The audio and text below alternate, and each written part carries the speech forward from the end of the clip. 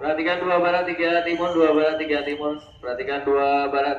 Kereta api berjalan langsung jalur 2 barat. Kereta api berjalan langsung 3 timur masuk kereta api penumpang lokal tujuan Tanjung Priok.